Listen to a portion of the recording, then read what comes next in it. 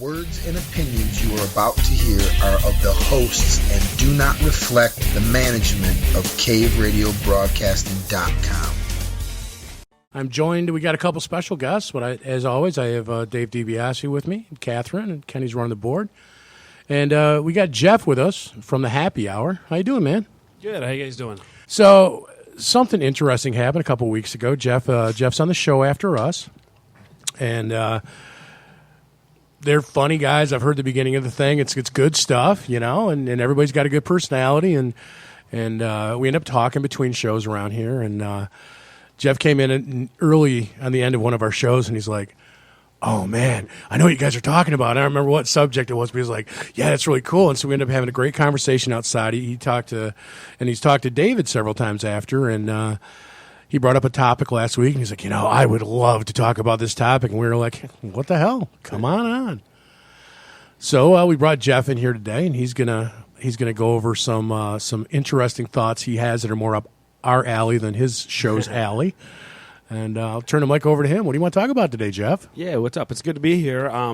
Like you said, our show's on right after yours, and we're all stand-up comedians. So we go on there, and it's just inappropriate jokes and all kinds of fun stuff. Nothing wrong with inappropriate jokes. It's always a great time. But sometimes I'll try to bring up some conspiracy stuff, and they're like, "Oh, here we go. Oh, shit, Jeff, get some tinfoil." And then they make fun of me. Then I always started coming in earlier and hearing you guys, and I'm like, I would rather be on their show than our show. I'm like, you guys...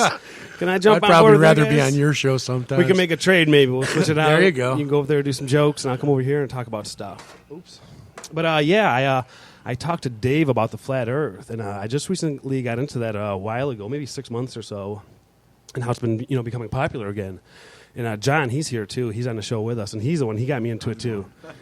He told me about the flat Earth, and so I was like, really, dude? I thought that was something we covered, and, we all agreed it's round, and everybody moved on. And then so I started looking into it on YouTube and online, all the stuff, and I'm like, wait a minute. There's a lot of stuff. There's a lot of really compelling information out there. Yeah, and I'm like, wait a minute. If we're on a ball and there's no argument, how can there be any kind of debate? What is all this stuff? And it makes sense, too, Yeah, especially when you get back to the root of it, Yeah. of where round Earth came from. Yeah, exactly. Yeah. The farther back you dig, you realize, wow, if we are basing, if incredibly intelligent people are basing very sound theories upon a theory that's flawed, Yeah.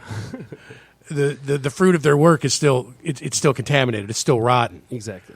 So it kind of all dates back to this one cat, but I'll let you go on and yeah, you're right. That's where I want to start. Way back in Galileo. When was he on? I didn't write the date down, but Galileo, wasn't he the first one that kind of confirmed that? Okay, it's around. We're circling in the universe, and we're going around the sun, and he's the one that put all that on paper, and all the religions jumped on board, and that's when it kind of became, okay, we all agree on it, and this and this and that. He was around, the 1400s, 1600s? I believe that was Galileo's time. Yeah, some around there. I should have wrote it down. I have all kinds of other notes here. But even before that, Leonardo da Vinci had in his journal, he had talked about how he thought that the sun was the center of the universe. So a lot of it really stems from there. Before Galileo, he's right. Before that, there was always the argument whether it was flat, round. There always was the debate where we're rotating around the sun rotating around us. There was all those debates, and we had no technology. It's like, we don't know. We can't see. There's no way to tell. So at that time, it was just all theory. But it was weird how Galileo, he's like, okay, we're circling around the sun, and this is how it is, and that's law from now on. And everybody kind of jumped on board and, made that decision back then. But what's crazy is that's what you taught. Like, there's been flat Earth debates in the 19th century, 20th century, where people legitimately would have debates. Oh yeah, this comes up. So Absolutely. Just because you were taught to believe that doesn't mean that that's the case. Exactly. Yeah, and that's the thing. And that's when you get into things like this, you find that that's the case more often than not. You know what I mean? So. Exactly. Well, yeah, one of the topics we touch on here a lot is how propaganda has been used to sway history in the history books. If you go and look at a history book at what a 4th or 5th grade or even a high school student is being taught now, in comparison. Now, I'm older than you guys, but in comparison to what I was taught in school, it's like, wait a minute. I mean, I heard I was listening to an interview the other day in prepping for a future show. and they were talking about how they were bringing the Declaration of Independence into school. There's some kind of bill out there right now that since everybody's against the Pledge of Allegiance, if the word God's in it, that they're talking about having elementary kids recite the first paragraph of the Declaration of Independence at the beginning of the school day. Wow. And there was actually a third grade teacher who came on and said that when they were teaching American history, that she noticed and brought it to the team leader's attention that that words were missing and incorrect in the textbook's version of the Declaration of Independence. Wow. And she went as far as to get a copy of the Declaration and go, look. And the team leader was like, oh, wow. And they took it to the principal, and they were told to teach the course as the textbook is written. Wow. I don't have kids, so they don't do the Pledge of Allegiance anymore? Some schools do. Some schools don't. do, but most public schools do not. Wow. Yeah, when I was in 6th grade, because we'd it have was it playing, and we'd all singing yeah, it. Me and too. Singing it. Yeah, me too. Through my Every entire morning. Yeah. Third grade, my teacher would pick one of us to start it off. Well, it's because there was enough people that put up a fight about not wanting the word God removed from the Pledge of Allegiance. They're like, well, it doesn't have to be our God. It can be your God. It can be any God. Yeah. And enough people put up a fight about it. They're like, okay, if we just don't do the Pledge of Allegiance, then we're not praying to any God. That's so funny. Well, and another thing, too. Except the God of the state, of course. Of course. Well. I'll throw that out there. Sorry. Go ahead, Kat. Another thing, too, is, when I just over 3 years ago, I didn't believe in God. And when I started looking at the ancient manuscripts that we have for the Gospels, and you compare them to what our children are taught about, general history, it's mind-boggling, because if you compare, just say, for example, Caesar in Jesus' day, we have, 50, or I think there was 30. It was 30 volumes where we get all our information that we have from or about Caesar from, and these were written 900 years after he reigned. And then you look at what we have for Jesus Christ. Some of these documents were written 50, 60 years. But my whole point, or after he walked the earth, but my whole point is that if a child challenged a history teacher and said, listen, I don't think all this information you just taught us about the Caesar guy is accurate because it's based on hearsay, it was written 900 years after the fact, that the teacher would just go, you know what? That's brilliant. You get an A for being so. No, they're going to say, what's in the book, take the test. Right. But then you look at the Bible, but that's a whole nother. No, it takes more. It actually, what you just pointed out is important, because it takes more faith to believe Caesar was a real man. Exactly. Than it does to believe that Jesus Christ is a real. Because we have way more documentation absolutely than anything else. Yep. So they're changing the Declaration of Independence, you said, for the schools? They have. It's kind of like what a lot of people complain about with the different versions of the Bible. Okay. What this teacher actually came out and said, and it just makes so much sense. It's kind of like Common Core math, which is a whole other show. Yeah. But I wondered why. My son's in 3rd grade, and he never writes in cursive. Well, in third grade, you learned was when you started learning cursive writing. So I'm teaching him cursive. He said, no, we don't do that. No, of course not. I'm like, you don't? And I'm thinking, okay, well, maybe computers, I don't know. But wow, that's weird, no cursive. And then all of a sudden it clicked, because the teacher's like, yeah, these kids nowadays, they can't read cursive writing. Yeah. So they can't go to the original documents or a faithful recreation of the original documents and read it for themselves. So they just read the words on the paper and assume it's true. Well, this is by design. This is by design. Oh, it's absolutely by design. So that's a whole new kind of a different secret language, like hieroglyphics. Absolutely. And I mean, what's Common Core you just for? opened my head to a new conspiracy. Thanks. Absolutely. Late and night tonight. If you want to look at a great conspiracy, Common Core math is a great conspiracy. Why are they teaching that? My nieces just told me about that. What's that all because about? My They niece have- tried to explain that to me, and I just It broke my could brain. not. I still have a They have calculator well, right here. basically what its deal is I'm not going to explain Common Core, the mechanics of Common Core. I'm going to explain the agenda of Common Core. If your parents can't help you do 3rd grade math, Yeah, something's wrong. that means you learn to trust the state at a very ripe age. Oh, yeah. And anything that they can do, Because where is the last bastion of morality and Christianity? It's in the home. That's the last place we have it. And if they can remove that, if they think, well, my father can't, he's 50 years old, he can't do third grade math. Yeah. How am I going to believe him about eternity? Yeah. He must be a moron. Wow. That's a crazy way to look Wow. at that. That's really And good, this is not me. This is someone else.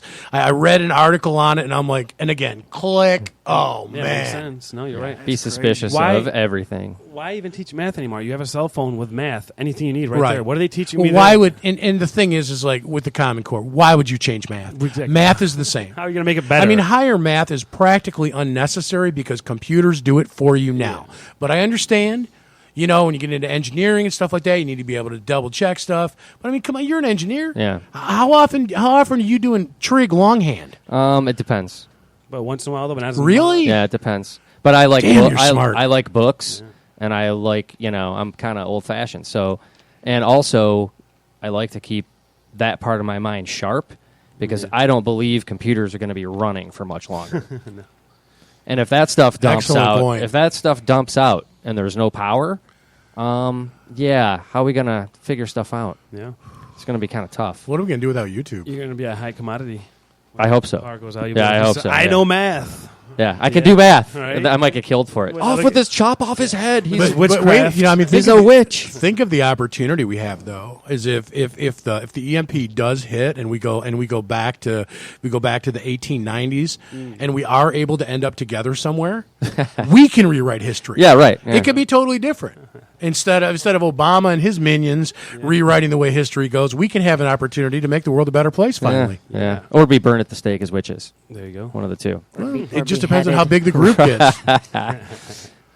But speaking about math, this is what, you know, you brought up the flat earth thing. And at first, you know, I've heard this before, and I was kind of like, whatever. Because for me, personally, I don't care. If it's round or flat, I really don't care. It doesn't change anything in my moral fiber, my Right. belief system, Right. anything. It is very interesting, however.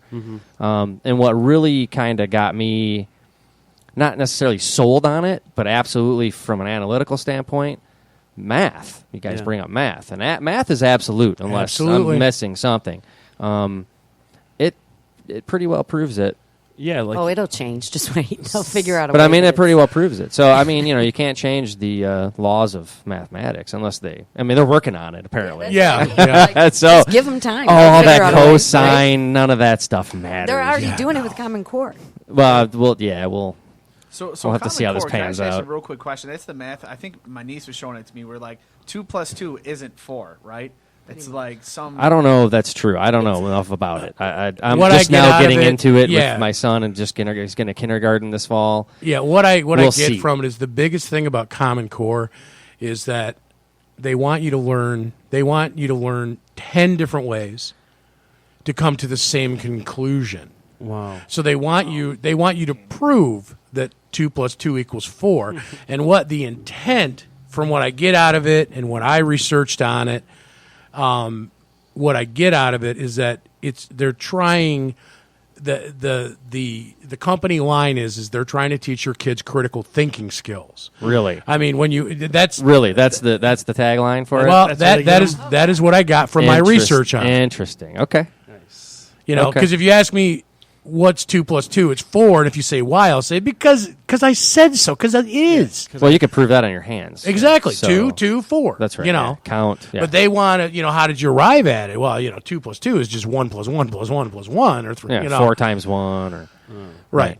Yeah. And my kid gets marked down because he shows me math problems and I can do them, but I only know one way to do them. And when he asks me why, it's because It's the only way to do it. it's the only way I know how to do it. But I can give you the answer in 3 seconds.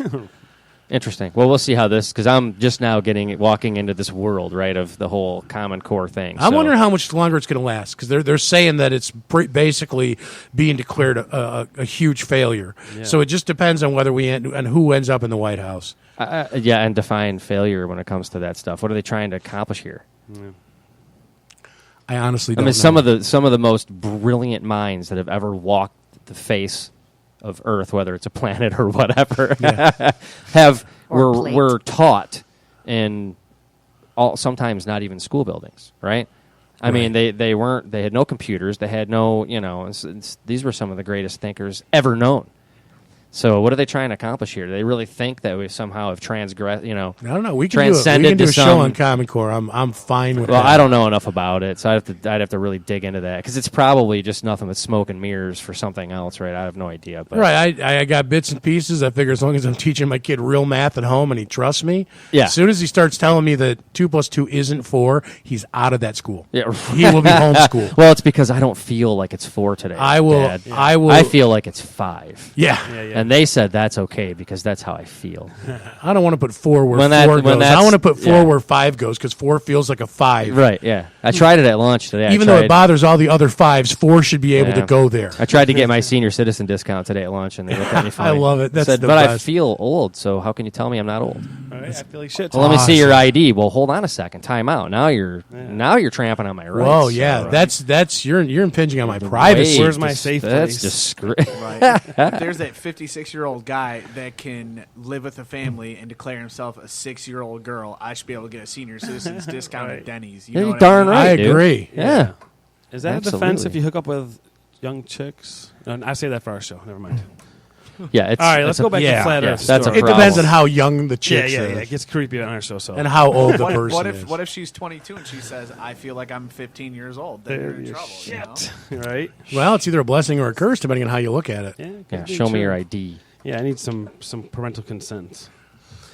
I still do that at a bar. You old enough to drink? Yeah. So I don't know if this is the name you're trying to come up with, Jeff, but where I went back to was actually to, I believe, ancient Greece around the time of Pythagoras, and the guy's name was Hipparchus, Hipparchus. Yeah, I saw some stuff. I was looking to see how far back it went, and it went back to 5, really far, like ancient Egypt and all that. Like they were debating, they thought it was flat. Then like I said, then Galileo was the one where he said, okay, Right, he put the theories together, and what Yeah. this I think it's Hipparchus, what he contributed to the puzzle is that he was the one who figured out how far the stars were from the Earth using triangulation. okay, yeah. So I believe he is the father, and as always, do your own research. Yeah. Don't trust us.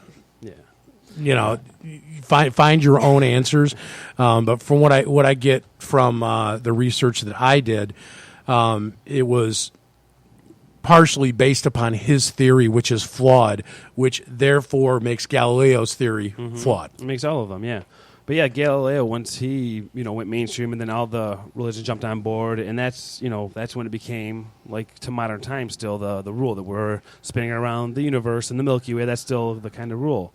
But then I want to that was just the old time stuff. That's just the where it came from. Who knows where it really started or what? But in the recent times, this is where it gets kind of weird, and this is what I wanted to come on and talk about and see what you guys thought. This is where it gets kind of crazy and conspiracy theory-ish. Okay, now you're talking. Yeah, this is where it gets good. The Galileo stuff, that's just the old times. Like I said, who knows when it started, but he's the one where everyone jumped on board. But so Admiral Byrd, you guys know Admiral Byrd, don't you? Yeah, of course. Oh, yeah. So he, went down to Antarctica in 1928 to This is 1930 interesting. and all that. He went down there, and they say he's one of the big guys that's used for the hollow Earth theory. And I like that one too, because I'm like you. This is all. It doesn't affect my life. Flat, round, hollow. They're all fun or whatever. But it's why are we being lied to? That's my whole thing about all Right. this conspiracy stuff. It's not going to change my life. For on a unicorn's butt. So. But so there's some interesting stuff with this guy. So this is where it kind of started. He went down there from 11 times until 1955. He went back and forth, and then he went on a big expedition. And this is where he saw some shit. He went down there. Do you guys know about all this? Are you Yeah. guys familiar? Yes. You're pretty yeah. good. So Yeah, I'm not totally studied on it, but I am familiar. Just give it a run. I'm not. I'm not too deep, but I just have some stuff outlined that I went through, and I'm like, all right, this is kind of crazy. Why would they do that? So I just have some highlighted events that I kind of thought. But they went down there, and I'm not sure what year, but it was before 1955 for this thing called Task Force 68. Okay. You know about that one with the 13 Navy ships and a flagship and an aircraft carrier and helicopters and seaplanes. I didn't know that was the name of it, but I know the expedition you're talking about. Over 4,000 people to go down there to go on a expedition to go see some ice, and what are you guys going down there to see? Because he saw something, like they said, the size of half the U.S. of land, and so they went down there to say, okay, let's go take over some shit, So I don't know what they saw. That's the thing. Did they see a wall? Did they get over there and find a whole new world? Or what did they find? Because they found something. Because then soon after that, they made the treaty, the Antarctica Treaty. You know about that one? Vaguely. That's it's a UN guarded, right? Or Yeah, there's a bunch. Yeah, of here I it's got it pretty right here. much Let me the just longest find it. treaty in history, in recent history at least. Yeah, listen, this is another creepy thing about that. So the Byrd, all that went down, and he came back in 1958. Then they kind of stopped going down there, supposedly. Then 1959, it's called the Antarctica Treaty, and it was signed by 13 countries, all agreeing to stay away from down there. And that's kind of crazy. When's the last time you had 13 countries all There's agree? even more now. There's just 13 when it started. Yeah, 13 when they started, so there's probably more at this time. But it's all these big countries, and some of them stand out to me, but like USA and Russia. And at that time, that was, right after World War II, and, we're not always best friends with Russia. We never have been. So how can we agree on to just, stay away from this big ice chunk? That's weird. And then all the countries, not all of them, but a bunch of them that kind of stand out, like Australia, Chile, Argentina, New Zealand.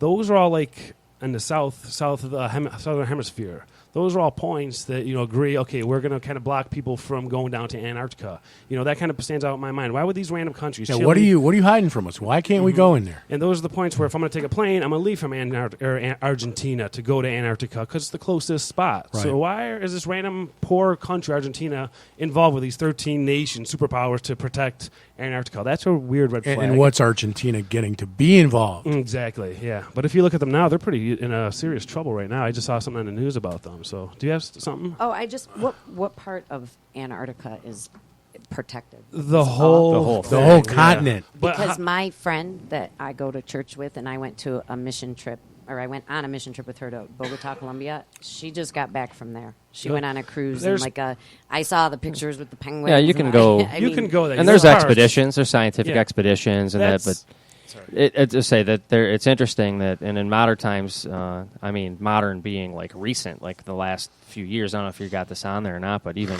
Russia has went through and made extra efforts to stake claims in Antarctica. Mm-hmm. Didn't they go under the ice, or what was that? Well, there's a lot with that. I mean, the whole Admiral Byrd thing. I mean, a lot of his Yeah, wasn't that he found a claims. city? Well, under he the got ice? attacked going Yeah. down there. Yeah. He got attacked allegedly by things that were alien. Out of this world. That's Quote, what unquote. That's what I had written down here. That's what one of his big worries were, why they went down there with that whole Task Force 68, because he said, one of my big worries is that a plane's going to fly out of either the North Pole or the South Pole. Or someone's going to come out of one of those areas, so we need to go see what's down there. So Yeah, according to This has the ties to Nazis. it's and- called the I got him Antarctic coming up Treaty. next. Okay, right on. And you can read about it on www.ats.aq.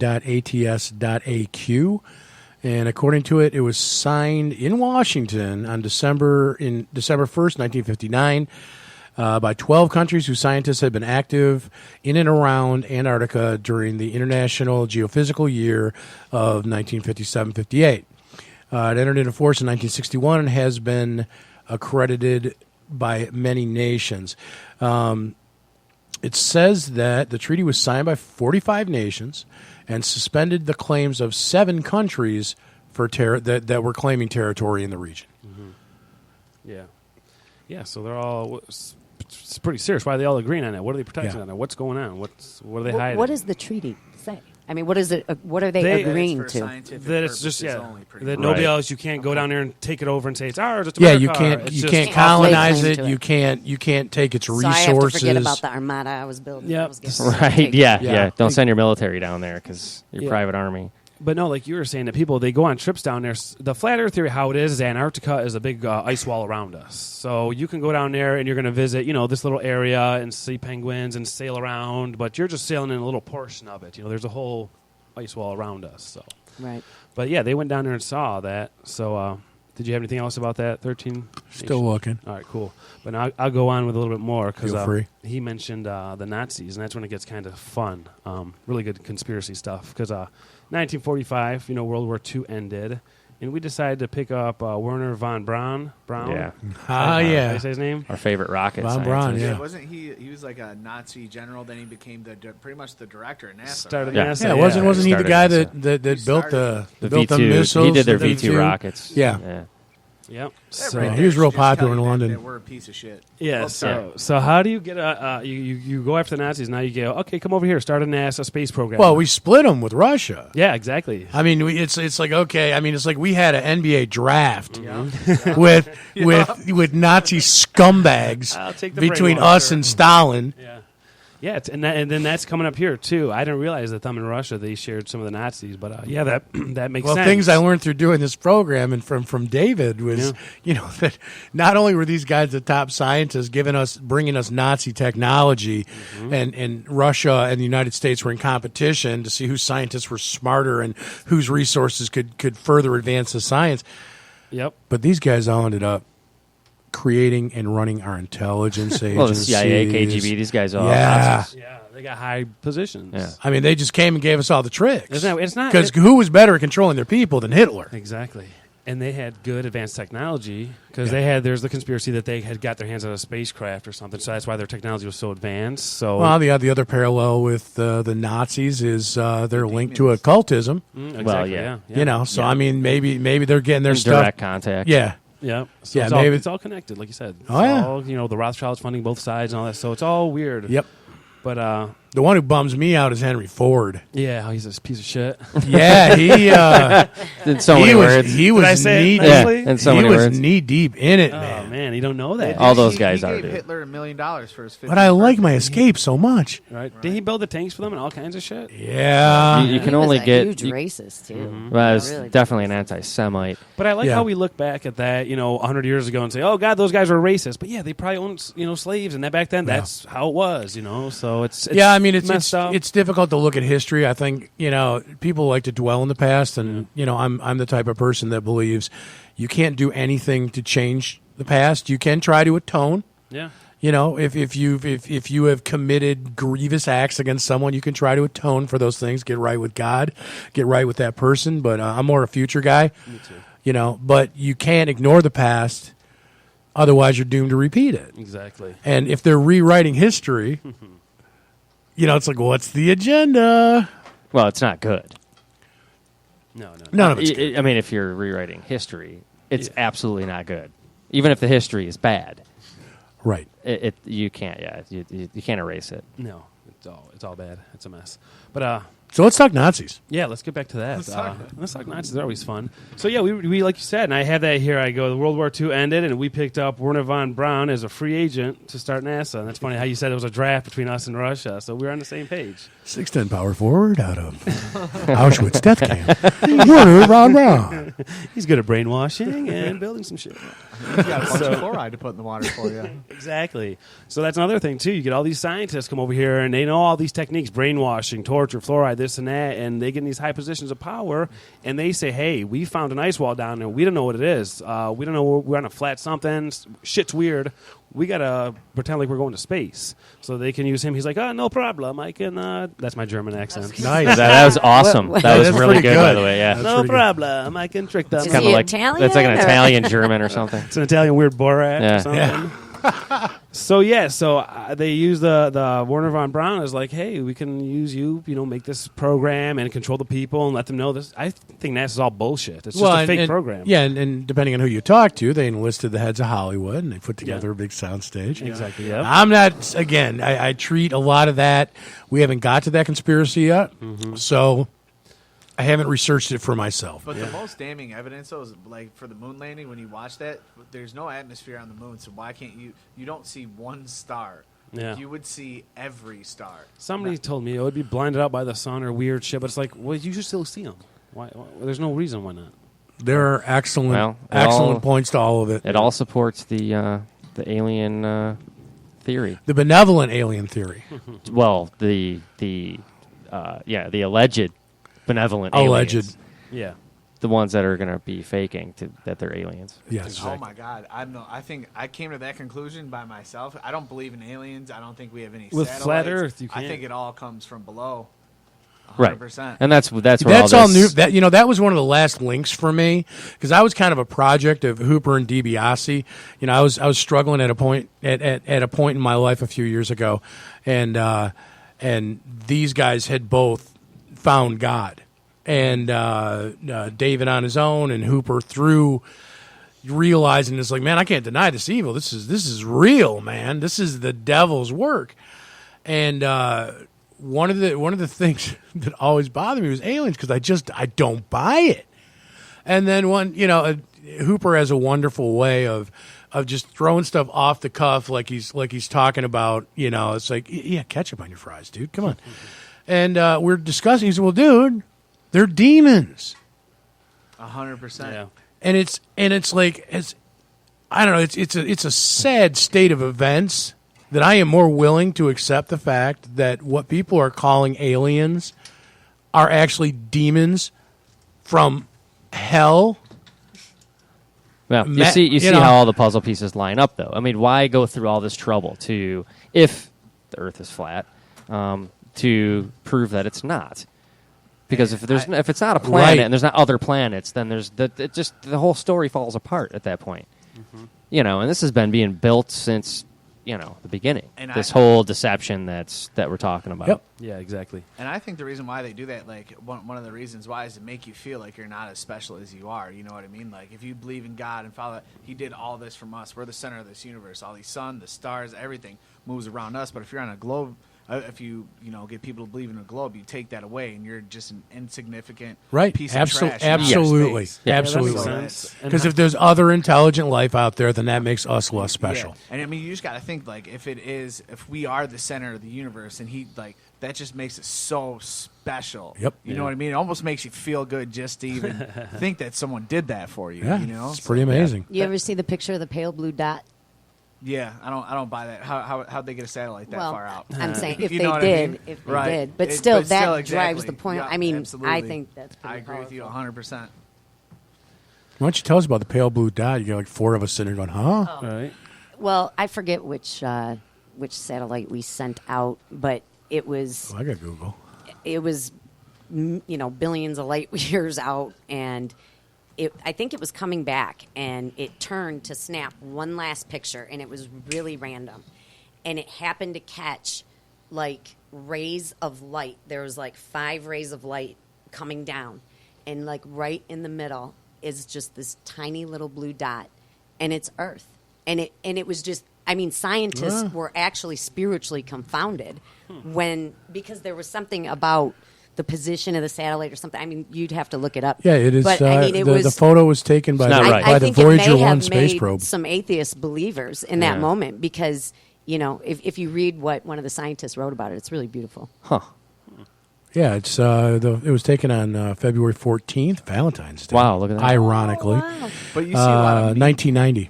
You see a lot of memes with it too. It's like it has a picture of the blue dot. It's like all the wars have been fought on this, and you're nothing. Blah, blah, blah, blah, Yeah. blah. Yeah, you're just a It cell doesn't in the matter. organism of everything. Well, you got to stop looking at the memes on Facebook. It'll make you dumber. Yeah. That's Some of them that's are where I get funny, my though. news. That's where I get my news. How would I have learned about a gorilla if I didn't? That's true. Did you sign the petition? I signed the petition. It's just so silly to me. The whole thing. I just can't. I don't even I care. signed the What petition. petition? Is my mic on, Ken? Yeah, you're on, man. All right. What's up, Hooper? How you guys doing? Good. Traffic's a bitch, huh? It's not so much the traffic. I feel like I've been dealing with the Antichrist for the last 48 Oh, hours. A lot of my. people that are trying to figure out who his identity is, I figured it out. Did you? So, Nice. yep. I can't wait to find out.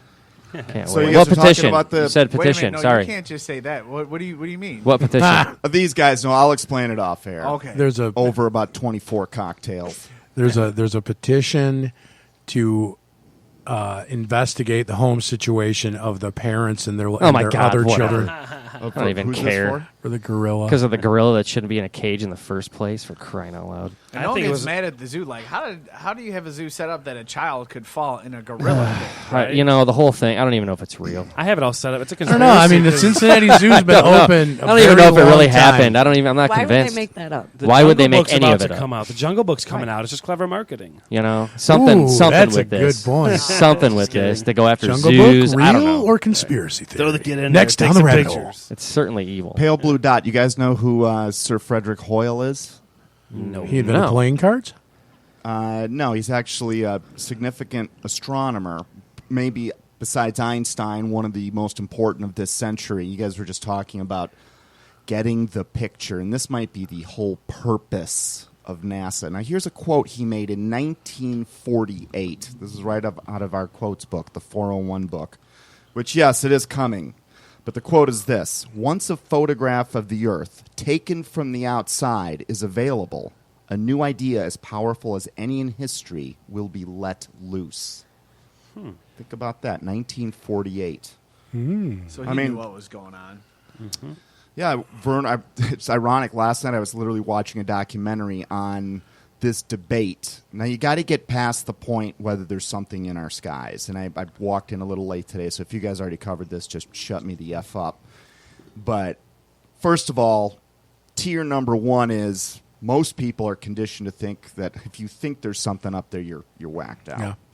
But let's be honest, too many air traffic controllers, pilots, generals, military, government contractors, credible people left and right, not only are talking about their own research, they're talking about the fact that they themselves have had these experiences. And where was I going with this? Blue dot, aliens, something. Tier one. Tier one. We were on tier one. So the Did second, you forget tier two? The second tier is, let's get past that there is something up there. Whether it's something made of matter that's physical and made of metal parts, or it's something hyperdimensional. The second thing, once you're past tier one, and if you have any sort of an open mind, you're past that, then you've got this question to ask yourself, what's really up there? And I think this is where I walked in, is, are we dealing with something that has traveled thousands of light years to come here, that, or are we dealing with demons from the Bible? And ask yourself, in this documentary I was watching, and I'll try and pull the name of it up here in a minute, but they had testimony after testimony of people that have gone through these abduction experiences. There are several common denominators, but one of them is, for whatever reason, this quote-unquote the ones that think these are aliens from another planet, that they've come to visit us, but here are the common messages they give us. It's not how to cure cancer. It's not about how to do something to advance our society. They all say the world is about to change, and they also all go out of their way to mention the fact that we made Jesus Christ. He was really nothing more than another, Right. ascended master. Yep. And so why would these guys travel thousands of light years? Well, how many people think that God is just an alien from another planet who got cast out and decided to make us? Well, at the end of the day, what Armageddon is, it's not a battle between humanity. Humanity is going to unify against something coming out of the sky, which I think from our belief system, we think that is going to be Jesus Christ himself, because for some reason, the whole world is going to unite to fight him.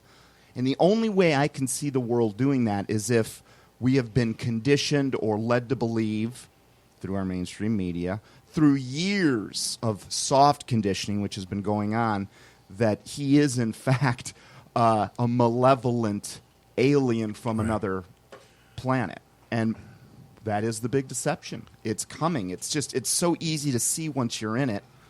But So you're saying that the people that are going to be on Satan's side during Armageddon are going to be these demons from space, or not space. well, they're already on his side. I mean, they've already been. You look at the fact that somewhere between 2 to 3% of the U.S. population has had an abduction experience. This has been aggregated by. Now, when someone has an experience like that, they call their local police office. That's typically where they go. They don't want their names out there. The report's made with the local police station. There are now enough UFO-type investigators where they've contacted every single precinct in the United States, gathered reports, how many alien abductions have you reported? And the number comes into the range of 6 to 9 million reported abductions. Same common thing. Now we've made up funky psychological names for women that think they're pregnant and they imagine a pregnancy. But I suspect this is part of a breeding program. And Would that be a trans pregnancy? Terrible. What it would be called. Sorry. Terrible. Oh, were you about to say something? No. I forget the guy's name, but there was this. I was reading something. Next week I'll pull it. But it was this guy. He lost his son or whatever, and he was really into Jesus. He was like a pastor, and I forget his name. But Chuck Missler. Next week I'll bring it in. And he was a pastor and stuff like that, and his son died, and it hit him real hard. And he went to one of these like tarot cards or whatever, or he went to medium because he wanted to speak to his son. And he figured that there was something there, so he goes to this medium and he talks to his son through this guy. And his son's like, "Oh, Dad, by the way, there's no such thing as Jesus." And the pastor was like, "Well, that's a weird thing. Like, of all the things that my son and me could talk about, why did he?" And for like, it messed with him for like 2 years. He stopped being a pastor, but then he started to like really think about it. Like, why? I know my son. Why would he say that? You know what I mean? So he started to get into it because it wasn't his son. That's right. Exactly. And he started, and that's like a common thing, when they have these spiritualistic people or these mediums, they always seem to say that there's no such thing as Jesus. And he said, really, what's happening is you're talking to demons. Absolutely. Right. They're timeless. They've been around forever. They've got memories that dwarf our abilities. You don't think they knew what our grandparents were like, or our. Yeah. In fact, there's a lot of biblical and even pseudo-biblical apocryphal works. The word makes it sound like they're bad books, but they're just books that I think actually they're non-canonical. They're not in the Bible, thanks to the Council of Nicaea, 331 A.D. But all of the books that reference the role that the fallen angels, i.e., demons, will be playing, the Book of Enoch, the Book of Jasher, the Book of Giants, all these books were eliminated out of the Bible. For the vast majority of history out of Genesis, when it was discussed that the sons of God mated with the sons of Seth, it was known to be angels mating with people. It's only been very recently in the last few hundred years where that idea suddenly it got popular that it was the sons of Seth's lineage. But why the heck would God destroy the whole world in a flood just because some people were having sex with some other people? It's just that's been going on forever. There was something much more to it. And we are so primed right now for anything. I mean, any day. I do believe this will happen in our lifetimes. And to some people, I mean, they're sitting there right now on the other side of this listening, nodding their head going, oh my gosh, these guys get it. And there's other people that are probably like, okay, they're wackos. But the minute whatever is out there, quote unquote, appears, and they're going to play the old Hegelian dialectic, Howard, where, because many of you go listen to hundreds, and I'm into the hundreds of personal testimonies of people that have had these experiences, and we're being prepared for this Hegelian dialectic where, behind the scenes they're all bad, but it's kind of they're playing good cop, bad cop, where some are good, like the Pleiadians are good. They're here to save us and decrease the density of the third of our current state so we can evolve into the fourth dimension. Whatever, it is all BS, and it is priming us, because the people that will be on the air getting interviewed when this finally does happen, when this whatever's out there manifests itself, they're going to be all over our mainstream media, because we know who controls that at the end of the day, and people are going to believe it. Because people believe what Anderson Cooper says now. Mm-hmm. Right. Even though that there's videos of Anderson Cooper, the green screen behind him, so he's like, "Oh, I'm in Afghanistan," and all of a sudden a green screen, or someone will take a picture of him. Like they got rid of Brian Williams for that, didn't they? Oh, they might have said that's why, but there's always an esoteric agenda. I was watching. Actually, we're working on the second film right now, and we're doing this section on media control and how the media is used to deceive us. And Nancy Grace, and there was another female CNN name, I don't know who it was, and they were reporting from, it wasn't Sandy Hook, but I believe it was maybe Baltimore. It was the scene of a recent skirmish. And the segment is portrayed as if they're in different parts of the city. And other people broke this down. I just observed it. But as Nancy Grace is saying, oh, we're on the east side of XYZ, there's a truck with specific lettering driving by her. And several other cars. And 3 seconds later, the other co-host says, oh, well, we're on the other side of town. And you see the exact same truck, all the same cars moving. they're actually they're in within earshot of each other. I remember playing. that. Do you know what in I'm the talking same about? parking lot, and the cars were circling around, and they were behind each other. Yeah. And That's funny. the lengths they go to. I wanted to say something, though. I don't mean to interrupt you. No. But about the media mind control thing. And I always, the mind control, I always give that a grain of salt. I know they've done experiments and all this throughout history and in the military and this and that. But how the media and the TV mass, hypnosis type thing. And the other day, this is maybe 2 weeks ago, I like to watch the mainstream media, CNN, Fox, this and that. And I remember, I forget, it was around 5, 6 o'clock, one of the shows came on. And I was just sitting there, whatever, playing with my phone. And the show came on, and all of a sudden, I'm pretty in tune with my senses, and I can feel shit. And just there was a weird sound or something coming from the TV, and I was like, whoa, what is that? I could just feel, my head pulsing. I'm like, what the hell is going on? And I turned it off, and it went away, and I'm like, that was kind of creepy. And I turned it back on, it was there again. I'm like, if I was maybe, not aware of all that kind of stuff, I wouldn't notice and just pay attention. But I was like, wow, that's crazy how it just kind of drew me. 2 things I want to say about that. And I studied psych in college, so not that makes me an expert, but I'll go back then. Hypnosis is a real dynamic. It's an actual state where somehow we disconnect from ourselves in some ways. We can be hypnotized into thinking something's there that's not. We can also be hypnotized into not seeing something that is. So 2 things I wanted to say. One is, somewhere along the way, and I've got no attribution for this, but there was a guy that has a friend in the Central Intelligence Agency who, anytime there would be an HD television on, he said, don't even be in the room. Leave the room. Wow. Now, I'm sure we've all seen the Oprahs and the shows like that where they bring some hypnotist on from the audience, and they can make a guy in a matter of 2 or 3 minutes do things like jump around on one leg, and he won't remember he even did it. Imagine what you could do when you've got years to be able to program somebody. Perfect. And that links to Russ Dizdar's work, and he wrote a book called The Black Awakening, where by his estimates, the experiments we were doing on mind control, I say we were doing them, the Nazis were doing in World War II, they had already reached the point back then where we were able to, once again, maybe, you know what? Maybe I do work for the dark side. Maybe I've been hypnotized. Freudian slips. We flying as everywhere. humanity, able to split personalities where the outward personality doesn't know what the inward personality is doing. Like a secret agent or something? And so we are now 3 generations of people behind what had already been accomplished in the 40s. And you look at where the black budget money in this world goes,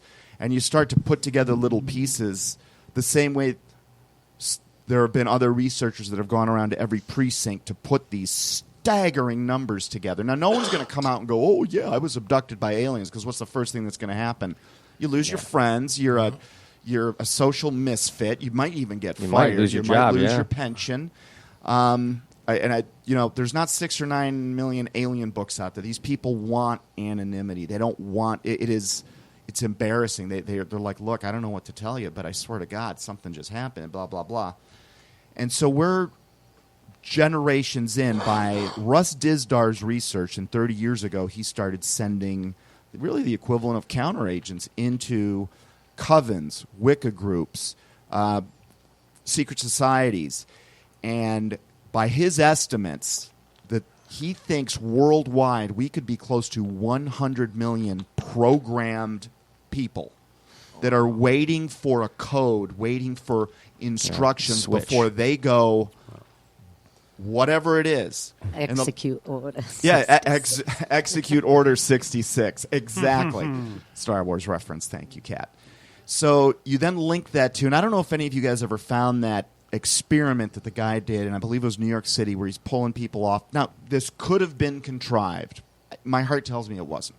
He's pulling people in off the streets of New York City, fills up this theater with people. Did you guys ever end up seeing this? Never you guys did, know what no. I'm referring to. No, we've talked about it, but I never saw it. theater's filled with people. Some of them are individuals that came in. Some came in with their families. Some came in a group of friends. You've got about, let's say, 500 people in this theater, and they've all been paid $10 to be part of this experiment because they were told they're going to watch a little clip and then they're going to talk about it. So the experimenter hits play on the camera. Some stuff flashes on screen, and next thing you know, about a quarter, maybe a third of the audience, you just see them go to sleep.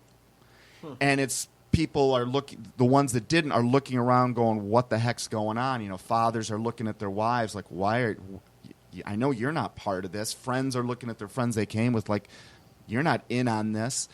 And this guy goes on to explain that he had been given some like flash code from his sources at the Central Intelligence Agency that this was a sleep code, like it puts people to sleep.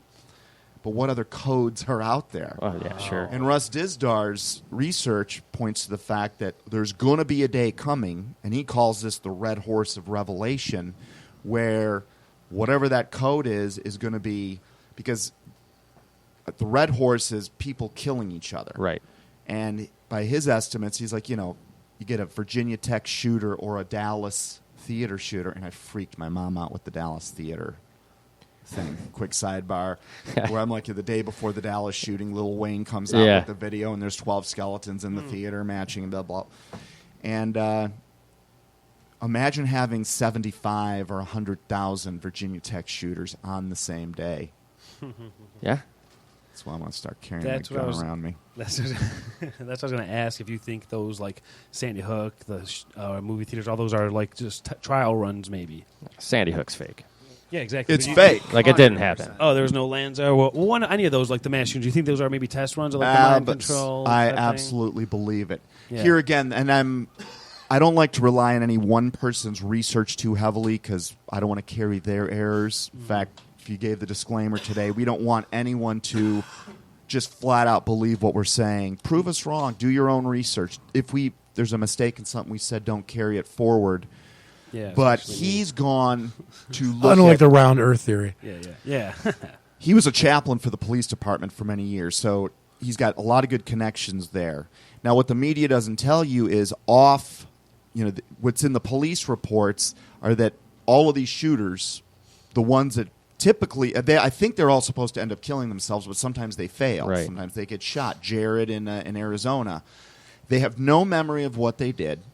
They can't believe they were involved in killing these people. And, of course, who's their defense attorney? It's one of the mothers from Sandy Hook is the defense attorney of the Denver shooter. Yeah. And it's such... Wasn't she at the Boston Marathon bombing, She's all over the place. Yeah. She's also been... So basically, if you see this broad, run! Yeah, do not listen. I saw a picture There's going to be people are going to die. Yeah, something bad happened. I saw a picture of her online with like 3 different disasters she was at. It's like, if you see her run... Not just that, she also... And I mean, it's not even a stretch. It's not even a stretch. It's obviously the same person, 3 different names, 3 different tragedies. Yeah. All overacting. This is the same woman we referenced last week, where she's also sometimes a correspondent on CNN. And I've seen her do 3 or 4 different... Sometimes she has an accent, like, she's the administrative assistant of the deputy ambassador to, Afghanistan. Her initials every single time are BS. Yeah, look, this stuff is so unbelievably outlandish that most people... That's why it's hard to believe. ...will never believe it. Right. Never. That is insane. Again, no way. That's part of the reason why they're doing it. I mean, they're doing it in plain sight because it takes such a leap of faith to even entertain the thought that it's true. Mm-hmm. But it's right there in black and white. Yeah. I have real quick. I have this thing right here. You're talking about right in plain sight. I want to talk about the flat Earth, and there's a nuclear test, and it's called Operation Fishbowl. And who names it Operation Fishbowl? But it's right in plain sight. Like, hey, we're in a fishbowl. Yeah. And we'll get into that in a minute. We want to get back to flat Earth stuff. But that's just like you said. Yeah, how far did we get on flat Earth? Nazis. We were up to the Nazis. And right before I started talking about the space and NASA. So yeah, so we'll get to that. We're going to get to that after the break. We're going to pay a few bills real quick. Something you want to add real quick, Jeff? No, I was going to say this Operation Fishbowl, when we talk about that, that's pretty crazy. Okay, well, that's what we're going to start up with next. So I'm going to turn it over to Kenny. We're going to pay some bills, play a couple songs, and we will be right back. Welcome back to Down the Rabbit Hole. We're discussing the flat Earth theory today, among other things. We've got our our good friends Jeff and John Yeah, from hello. Happy Hour. They came in to join us. We appreciate that. Good stuff, guys. So Jeff had something. I don't want to waste any time. I want to get right to the meat and potatoes of what Jeff wants to talk about, because he had a topic he's pretty excited about in relation to this. So let's. I'm gonna turn it over to you, Jeff. All right, yeah. Dave's back, so Dave missed some of the stuff we talked about earlier, but it was stuff that I think you're already familiar with the flat Earth, and like I talked about the old times. I was starting to get into the good stuff about when the NASA, when Wernher von Braun, when the U.S. picked up Wernher von Braun and had him come over and start NASA and all that. That's kind of where we left off. And Not just him, his whole team. crew, yeah, everybody. All the that really scientists. was the cornerstone of NASA. Yeah, exactly. And that's how I say that's a huge red flag. And people just say, oh, no, well, and it's not a conspiracy. It's public knowledge. I went to his Wikipedia page. It says alliances, Nazi Germany, right there, right on Wiki. It's not like I have a tinfoil hat and I'm just like, I think he was this or that. It's like, no, he's right there. Started NASA. It's right there. And who would be better to start a bullshit program than some Nazis that you saved? Yeah. Come over here. We won't put you on trial. Won't kill you. Start Just this do program. what we say, Werner, or Yeah. you're going to Nuremberg. Exactly. You're smart enough. You can make some rockets. We can try to get there, but it was all bullshit. I don't think the moon landing was real. It's just with the technology that they had back then. If you look at the stuff, it's crap. And if you look at, I think the whole thing just doesn't make sense, because as human nature, as people, as man, is how we are discovering stuff. If we get to the moon in, I have it written down, what year? 69. 69, yeah. We get to the moon in 69. We go there for a couple years. We only were up there for 3 years. We went there back and forth for 3 years. And we said, all right, we've been there. That's it. Let's go home and never go back again. Human nature is let's go to the moon. Let's land there, Yeah. build a moon base, hop to the next moon, see what's up there, hop to the next base. By now, we should be on like Jupiter's moon. If we got there and, a few years after starting NASA, we should be there. So that's like a red flag. That doesn't make sense. Why do we go there and stop? That's nonsense. Wasn't the last time that we were on the moon in like 72. 73? 72, yeah. So we went there. I mean, 3 come years on. we explored it. This is amazing. We got Yeah. the fucking moon. Let's go there, see what's up, find it, drive around the other side, build a house, dig for oil. Well, Isn't that the American Right, way? can I put a big boy up there? Yeah. Look, beauty Why of isn't the there a story. Tim Hortons on the moon? right? It dovetails Because Canada beautifully didn't get there because first. this is one of the conspiracy theories that are out there that I think are by design, leaked out perhaps by NASA itself, that we found some sort of alien base or alien presence there, which, of course, that's one of those that they kind of like to be out there because that's going to work beautifully. Yeah, for their But propaganda. Elon Musk, if you guys know who that is, a founder of PayPal, and he's been involved in rocketry into space very recently. It was a CNN headline just a few months ago because on the third attempt, finally, he was able to get a rocket to land vertically here on Earth. Yet we did that 250,000 miles away 50 years ago, Yeah. and we barely can do it today. Yet we did it successfully there many times. We're good. And of course, the picture of the Apollo 11 coming in, and I don't know how people don't get this, but there's a photograph taken from the surface of the moon. So really, the Apollo 11 crew wasn't the first people there. It would have been the camera crew that beat them Yeah. there. They set the camera crew down. Whatever. first. And all you got to say for the Maybe whole it was thing, supplied by aliens. Maybe, yeah. and that's perfect for the technology. They say now our cell phone has more, better computing power than the spaceship did. So A we calculator does. Yeah, like the simple, a little bullshit calculator. So we should be going there nonstop. It should be a simple, want to go to the moon? Boom, we should go up there. Why is it just so hard? Like you said, Elon Musk can't get there. He's just Well, I'm smart sure dude. you've seen the caught red-handed NASA faking videos. And it started Air with the bubbles. Apollo 11 crew when they're now. I do believe low Earth orbit is achievable. I do believe that does happen. Yeah. but not. I think some people call it the Van was Allen about to belt. say that, the Van Allen belt. There is The something out there. First of all, this thing that has foil for skin. All right, let's also talk about the fact that go look up any science meteorological website that talks about the Earth is pelted every day by a few 100 million tons of debris from space. You're traveling, and if you do the math, if it took 4 days to get to the moon, 250,000 miles away, depending if it was an apogee or perigee, wherever it was in its orbit, it took 4 days for us to get there. So we're averaging 6,000 miles an hour. All you need is a speck of dust to be in your path, and that ship is going to absolutely vaporize if that trip were. But how could you? There is just.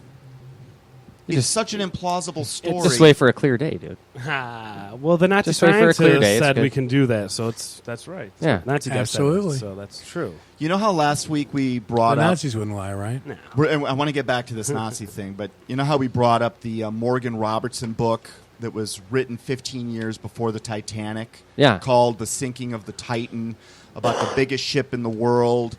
It hit an iceberg. Most of the passengers died because there weren't enough lifeboats. This was in the story. Now, of course, that... Now, let's think about this. Iceberg floating in the ocean. There's some give and take there. Let's forget about the 16-inch thick walls of the Titanic. Let's just take a metal pan that's in your kitchen. Go find me. I don't care how cold you make it, what shape you put it in. Go find me some ice. Tell me how in the heck you're going to get ice to tear a hole. Oh my God, that's in crazy. steel. I didn't even think about that. That's nuts. So look, this is why I'm saying we're so conditioned to just regurgitate what they tell us instead of. Now, of course, that ship needed to be sunk because the powers that be behind the banking industry that were on that ship got out of the way. So a few months later, in December of that very same year, 1913, when half our Congress is jerking off on Christmas vacation, they get the Federal Reserve Act passed. Wouldn't have happened had that ship arrived safely with its cargo, its passengers. So what happened to the Titanic? How'd they sink it then? Because I know it sank, and I know the bankers were on their need to go down. But what happened? It didn't hit an iceberg? Did they just sink it somehow I randomly? suspect they just sank did it? what they did to the Twin Towers, just did it? put explosives in And it. I remember hearing about that book, too. That's creepy, how the foreshadowing, and like you said about all the 9/11 stuff that you saw in movies. That's we were talking Same about stuff. the predictive programming. That was the earliest. I mean, unless you want to talk about the Book of Revelation being, and not just that book, but there are several prophetic books in the Bible where predictive programming is in play. But in our modern history, that was the first place where I could really see evidence of it. Yeah. You know, in the story, the ship sank in April, the real Titanic sank in April. I mean, the parallels are just so it's laughable. I just can't believe that book was in publication and the guy didn't put enough lifeboats on the Titanic. I mean, it's right there we for we couldn't have imagined airplanes hitting the towers either. Exactly. So anyway, you were Nazis. So we got to Nazis and the space race, which was I think it was just crap, just to kind of confirm the ball Earth, because it was so all this stuff happened so quick after Byrd came back from Antarctica. Within 20 years, we're already saying, "Oh, look, we're on the moon. We're here. Look, Earth is round. We have pictures. We're on the moon." And like you were saying, we haven't went back since. The ships were made out of nonsense. I was listening to something actually, literally this morning when I was walking my dog, and they were saying, I didn't research this. It was just what they're saying on a podcast, that the technology today, they're saying our technology, we would have to develop suits to get through the radiation belt. It's so strong. Today, we still don't have the technology to get through this radiation belt we got to in 1969. You're talking about the Van Allen? Yeah. And also, it would throw all of our electronics off, too. Yeah, That's it's another you can't get huge through thing it. that would do. Yeah, I don't know much about the radiation and all that, but they're saying you can't get through that. So how do we do it so long ago? But like you said, people are conditioned to just go along with the story. We got there. Shut up. You're not an American. We got there. Whatever. So this is when it gets kind of fun. Not fun, but this goes back a little bit in the timeline. But from 1958 to 1962, the U.S. and Russia, they conducted high-altitude nuke tests. And so this is before we went to the moon. So maybe they discovered a dome or something that you could go by the dome theory. I don't think it's a dome. I think it's just open, but I don't really know. But the dome goes more along with the Bible and the firmament and all that. So, there's a few different theories. But so they're launching nuclear tests. They're launching nukes at the air. They say here, I have it written down, it's called Operation Fishbowl. Talk about just undercover, like I said, what's the word you guys use when they name it, like in plain sight? Oh, we're shooting nukes at a fishbowl. But they say it was for, I have it written down, the official story is they were doing it to help work out the seasonal mixing rate of polar and tropical air masses. So you have to shoot nukes at the sky to check out air masses. And these weren't really small ones. They were 300 kilotons, so they were big. The ones that were dropped on to Hiroshima and Nagasaki, The one dropped on Hiroshima was between 12 and 19 kilotons. So that's a baby one. And the bigger one that was dropped on Nagasaki was between 18 and 23 kilotons. So those are little guys, and they destroyed those whole, cities. And these ones are 300 kilotons. They're huge. They're shooting at the sky. And I don't know how many they shot, but they shot a ton of them up there, just blowing them up in the sky. And they said, we're just checking out weather patterns. It's like, wait a minute, what the hell are you guys doing? Why are you doing that? And then that was ended in, I think, 1962. And then all of a sudden, now the space race, and we got to race Russia to the moon and get there. And they were trying to figure out what was up there. So they might have landed on something. They might have landed on whatever's flying around up there. But it's not, 250,000 miles away. So I just think the Operation Fishbowl's pretty crazy when you look into what they were doing. So yeah, I'm actually reading about it right now. The goal was to get up to a 1 megaton detonation. There were several different ones. I'm still looking for what the purpose of it was. Yeah, it's something about seasonal mixing of the polar winds or tropical air masses. Really? Rob Skiba, if you're familiar with him. When I first heard him talk, I thought this guy was, well, he sounds just like we do now. I thought he was wacky. And he took he put together a video montage of all of the nuclear tests we've conducted here on Earth, sped it up, basically beginning in 1945, which would have started in New Mexico or Arizona, all the way up through modern day. And they're all centered around 3 places that all happen to fall along ancient grid lines. Wow. Which are all, if you lay out... The 33rd parallel, is that what it is? Or is that a different one? Or like they would be on different parallels. There's one in Russia, there's one in the southwestern United States, and then there's one in the Pacific, the Marshall Islands type of area, Bikini Island. And it's just, you see this thing, and there are probably 3,000 or so detonations as tests, and it's just like bam, bam, bam. And you, as this, we see a 60-year span sped up over a minute or two. Yeah. And it becomes nothing but flashes of lights in those 3 areas as if they're attempting, preparing, doing something to crack something that I don't know. That deserves more investigation. But it was interesting that all those tests were conducted in just 3 exact same places over and over and over and over and over and over and over again. And then we don't really test nukes as much as we used to anymore. I'm going to take a opposing stance just for fun. Feel free. Could it be because they're testing nuclear weapons and there's only so many secluded areas in the Earth that we can do that I mean, could be what he was talking about, but... Why? So after we've now detonated 1,000 of them, why would we detonate another 2,000? I mean, what are we testing at this point? There are tens of thousands of government jobs to justify.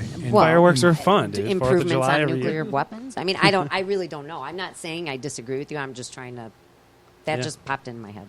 Yeah, no, that's a possibility, without a doubt. Also, too, if you're doing a test, like I was saying, the size of these nukes were not small. If you're doing a test, like the ones on Hiroshima and Nagasaki, they were 15, 20 megatons or kilotons. They were small. They're still big, but small. But if you're doing a test, use 1 kiloton, 2 kilotons, a small one, not 300 kilotons. Right. That's insane. That's what they were using the average that they were blowing off up in the air. Are you guys familiar with a guy named Math Boylan? No. What did he do? Maybe I'll remember. He was a graphics specialist at NASA, and he was asked to paint pictures of a number of things, including other planets and also Earth. Yeah, I think the name sounds familiar. He is at a party. This is his own testimony. And he's with a bunch of NASA folks, and people are drinking, and it gets to the point where they're kind of joking around with him, going, well, the Earth is flat. And Math is like, okay, you guys are whacked out. And they're like, no, we're serious. It's flat. And he's like, he was shocked at that point. He would later on start doing his own research. He was looking into prior images that NASA had put out.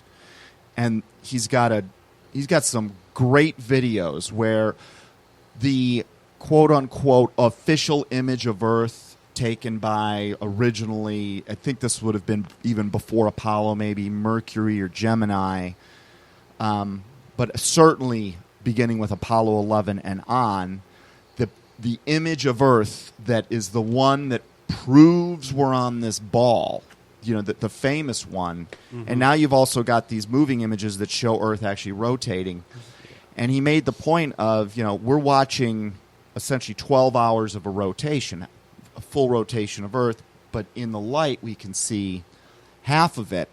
And he pointed out and was very specific about there is no changing weather patterns. He also went in and showed where they took a weather pattern and then using some graphics program just multiplied that weather pattern. So this little cloud array here was repeated and repeated and repeated. Yeah. And he came to the conclusion that this thing is not, that this thing really isn't, at least not round in the way we think it is. Yeah. Neil deGrasse Tyson,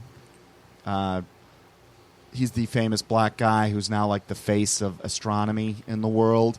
He thinks it's pear-shaped. So somewhere between flat, round, and pear-shaped is probably the truth.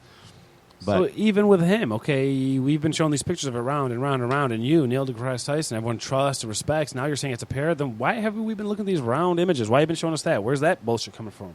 People don't want to say anything about that? Or it's just...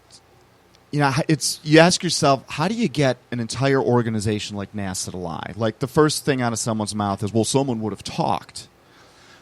But you know what? People have talked. There are a lot of defectors out. Now, I don't trust anyone out of NASA, whether they're telling me what I think is true or not, because, again, they're playing both sides of the fence. And, when we find out that a NASA astronaut was in love with her co-astronaut and driving from Texas to Florida with diapers on, and that's the story that comes out. I just think there's more going on because these are some of those heavily tested people. Yeah. So, I'd taken an interest in rocketry when I was a kid, and I always used to wonder, because the amount of energy it takes to get a rocket from a standstill vertical to enough speed to break the gravity barrier. If you notice on all these, the replays of the images, you see that the trail, the rocket trail, it ends up arcing. So I always wondered, why wouldn't they launch this thing on a horizontal type of launching device, let it build up speed using low energy, if it's going to end up and someone had asked that question, and the response to it was, oh, well, what you're seeing is the rotation of the Earth. It's actually still going straight up, but because the Earth rotates, it gives the appearance that, the Earth beneath it is actually turning, so it looks like it's moving on a horizontal plane, but it's actually still flying vertically. Now, you just gave me a Red Bull, and thank you very much, and I'm going to tie that in here. You guys aware of the Red Bull rocket test? Yeah. And I think this was, and correct me if I'm wrong, it was out of Arizona, somewhere in the West. These guys, Red Bull launched a rocket. I don't know what the height it reached was, but they had cameras all over it. I think it was 6,000.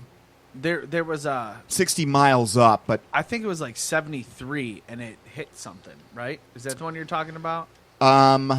There was a malfunction, and I don't know if it was the Red Bull rocket, but here's what I'm getting at. So the Red Bull rocket guys, taking the information they've gotten from NASA, are planning on launching this thing into space. They're going to photograph Earth from the top with this rocket, and they've got their entire crew waiting in the Pacific Ocean because they did the math based on what NASA had told them, that by the time it goes up and falls back down, the Earth will have rotated. This is now 2 hours of rotation. They're going to need to scoop this thing out of the Pacific Ocean. The thing came back down and landed within 1 mile of the launch site. One of those little nuggets that might indicate that maybe this thing isn't a spinning ball. Did they get any pictures? Yeah. They did. Okay. I don't trust the pictures because you can use a fisheye lens to create curvature. So... you got to take all of this with a grain of salt. But that's huge. If you go up and you don't land where you're supposed to, that's where you told me where I'm supposed to land. That's what my textbook and the teachers told me. I'm supposed to land over here. Why am I landing here? Well, What's that called? they screwed something up. Yeah, it's math. You don't understand. It's math. It's hard. Something was wrong with their. Science. Yeah, They use Common Core math. They use Common Core math. You That's don't what it was. understand it. Yeah. And if the Earth rotates underneath an object that's flying, I don't know if you guys have any flying experience here. Like I've Isn't that called like the Coriolis effect or something like that? isn't that No, like that's the northern the lights? equator. Is it? Oh, okay. That's the Coriolis effect is when water will swirl counterclockwise below the equator and clockwise or whatever above the equator. That's what that is. Right. If the Earth can rotate underneath a rocket that is not broken out of our atmosphere, it should apply also to an airliner landing on a runway. So you think it's hard to land on an aircraft carrier? Try landing on something that, according to NASA, is moving 1,000 miles an hour. It's another one of those little. If you start to think instead of just regurgitating what they say, and you start to think, wait a minute, figure it in your head. You come out with more questions. You go looking for those answers, and that's why I'm here. Because the answers were BS. Kind of like that lady's initials. You know what else? There's something I was thinking about, and I can't believe I never thought about this, but they were talking about, so the Earth, let's say that you're in LA and you're flying to New York. It's like a, 4-hour flight? But if you're in LA and the Earth is spinning at 1,400 miles an hour, and you're on a plane that can only go 500 miles an hour, you wouldn't make it there. Awesome You just point. wouldn't. That's the rotation speed of the Earth. Earth has a circumference of 25,000 miles, give or take a few hundred. A day lasts 24 hours. So let's just say the Earth has a circumference of 24,000 miles, and you can take the diameter, which I think is 7,000, and multiply it by pi if you want to get the exact number. So, John, your point is awesome, because if you are flying in the direction of Earth's rotation. If you're flying with the rotation. So if you're flying from Los Angeles to New York, that implies, if what NASA says, the rocket trails are a result of Earth rotation, that's why it seems to be horizontal and not vertical flight, that plane would have to fly 1,000 miles an hour just to stay over the city of Los Angeles. Well, actually, you take it the other way around. If you were flying opposite Against the it. direction of rotation, all you'd really have to do is hover Yeah. Yeah. and just let the ground go. So hot air balloons would be way more popular. Yeah, you go so quick. You wouldn't even want to be in one because you'd be lost Yeah, I mean immediately. that's a great point, John, because you bring up something that DiBiase and I have done. Okay, the Philippines is 8,200 miles away. Right. When you fly with the jet stream, it takes 12 hours. The way back takes 12 and a half. Well, it's like a 3-hour difference, but with a 2-hour difference. If you're flying, Okay, between San Francisco and Manila. I fly from Detroit, between San Francisco and Manila, it takes 12 hours to get there, 12 and a half to get back. Right. How much faster is the plane you're using on the way back, and why don't we use that on the way there? We get there in like 15 minutes. Yeah. Well, unless NASA is going to qualify their explanation by, there are several layers in our atmosphere, and I'm sure the response would have to be along the lines of, well, the layers of atmosphere closer to the Earth's surface, now that does rotate with the Earth, and, as you get higher. So everything's spinning. But you take a hot air Whatever. balloon ride, you should be able to just float up, wait an hour, and you're going to be 1,000 miles away. You would think. Yeah. Or But a blimp if you go straight up, you come straight down. Yeah. Or a Yeah. helicopter, and a helicopter hovers. So you could just... It's all you anything that need. hovers. I mean, if you're flying, it's all you need. You just kind of hover there for a minute and let the ground go by. Or This could is, you this is imagine- worse than I thought it was going to be. It's flat, really. It's I just- thought it's just I really would walk flat. out with Really the is same flat. exact opinion, but But Hey, here's look, the dude, thing. you guys are actually making sense. These are the things when you bring it. Sorry, John, to cut you off, but these are the things that you bring up to somebody, and then they start laughing and going, "Oh, shut up!" It's like, no, but this is a real thing. It's something you can prove. When you tell somebody, they don't want to listen. I'm like, it's not. I don't have a tinfoil hat on. I'm a normal dude, and then this is something you can prove. Then they laugh it off and just don't want to listen. But like you, it's like, wow, this is serious. It's really flat. So Yeah, it started when I first heard this, and our good friend Jeff Solomon, who said hello today, by the way, he kept bringing up, hey, have you ever looked in this flat Earth? And I'm already, I am down with conspiracy theory at this point. I'm the king of conspiracy at this point. But even that one, I was like, dude, please don't, Right. you're wasting my time. Finally, to shut him up, I'm like, okay, I'm going to look into it. And there's a couple people's And work that mistake. Eric Dubé, Matt Boylan. But it started off with, Howard, you'd been there. My house was on the water. Yep. And you take a set of binoculars, and Detroit is 8 miles away. And I had figured that if you use the curvature of the Earth model It's every 8 inches squared is what we lose in vision as you get, for every mile away, you're losing 8 inches squared. So by the time you're looking at Detroit, I shouldn't be able to see cars on the street. I should only be able to see the top of the GM or Renaissance Center. But you could see street lights on the You street. can practically see people walking in the Renaissance Center. Now this for me is what, and this is one of those theories because we've all talked about, at the end of the day, it really doesn't matter what shape this thing is because that's not core to our message. Right. Although it certainly would be backed up once again by that ancient text that seems to never be wrong about anything. Mm-hmm. Stood on my shore, Put-in Bay is about 64, almost say 70 miles away. You do the math, it should be 3,200 feet below sea level.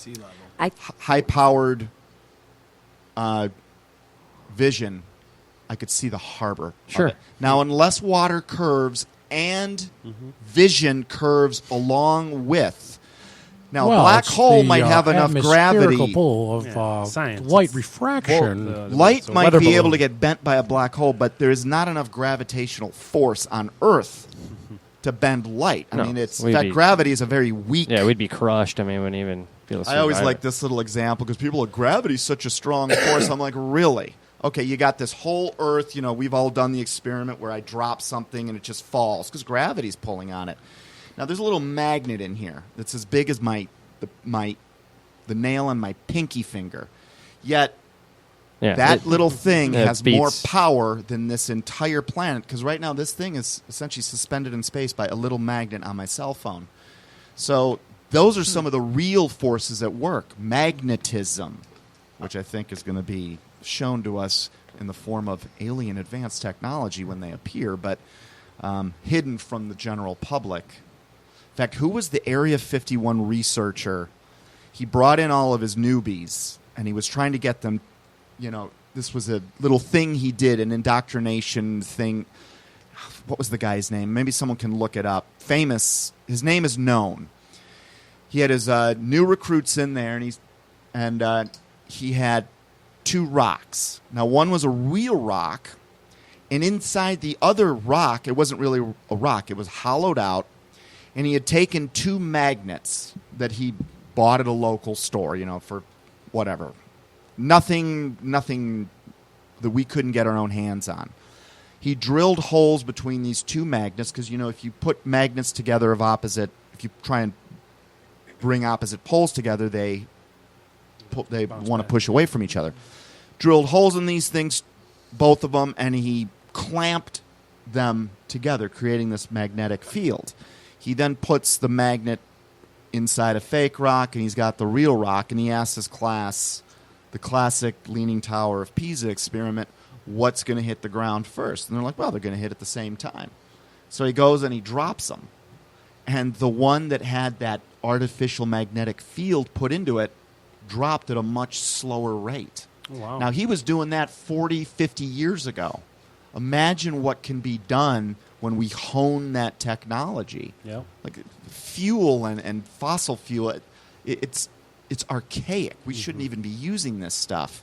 And who knows? I mean, we've seen magneto-driven...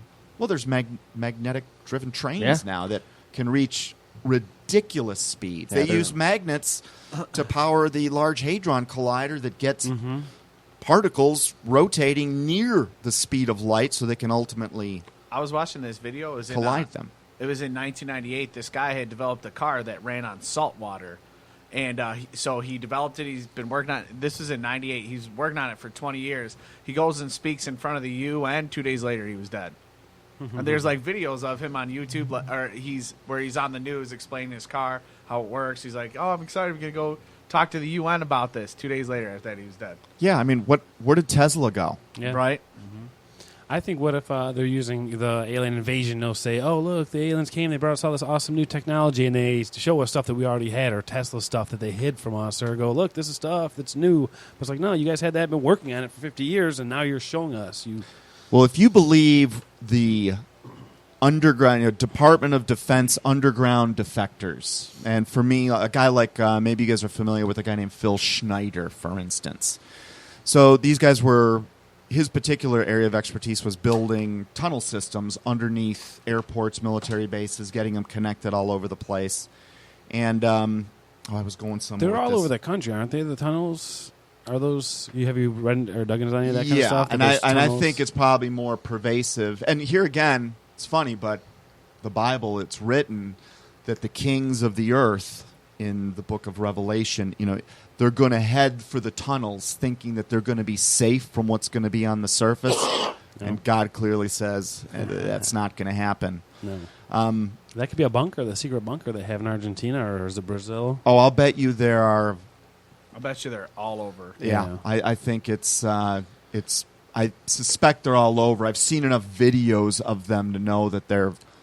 Some low-grade ones, certainly, that exist. Speaking of bunkers, I just remembered this one. Have you seen that fortress they're building in the Ozarks somewhere? You can Google it now. It's crazy. And Jesse Ventura, he went up there. I don't know how much you trust into that guy. He's kind of fun. But he went up there and did a story about it. It's like they're building this huge fortress, and they say it's like the New World Order's like new headquarters thing. It's like a new White House. It's this giant thing, like super thick walls. It goes underground. The medieval fortress, or is this a different one? No, it's in the Ozarks. I've Ozark heard Fortress? about this. Okay. It's like underground city. It's just like like a house. Some guy says he's just some rich dude who wants to build a sweet house, and that's what they're claiming. So, but then the underground and the conspiracies think it's something more. Also, have you checked into Kazakhstan over there? There's supposedly some Illuminati. That's the new headquarters of theirs. They're building up some little bullshit city, and it's got just tons of modern stuff. I don't know if it's the capital or what, but it's in Kazakhstan. And supposedly like the headquarters of the New World Orders in some new city they're building. So I just stumbled on that a little while ago. So check that out, too. Well, Phil Schneider was one of those guys. He came out, put everything on the line. Mm-hmm. Now, maybe he was doing it for attention, but he predicted that this would probably get him killed, and it did, because he was found shot in his house, like the friend we were just referring with to. the water car. And he was talking about, and he had all these artifacts. He's like, he had stumbled into this underground base, and while they were building regular military bases, he was on a little cable car that was being dropped down. It broke through the ground. He had 3 other guys on it with him. And he's all of a sudden plopped down, and staring at him, these are his words, are hundreds of these 9-foot type reptilian creatures of some sort. And they start firing on each other. Now, this might be classified under rumors of wars, but there was a battle apparently that took place. His arm was burned off. You could see like he was heavily injured. And he said that they had flashed something on him and his arm melted off.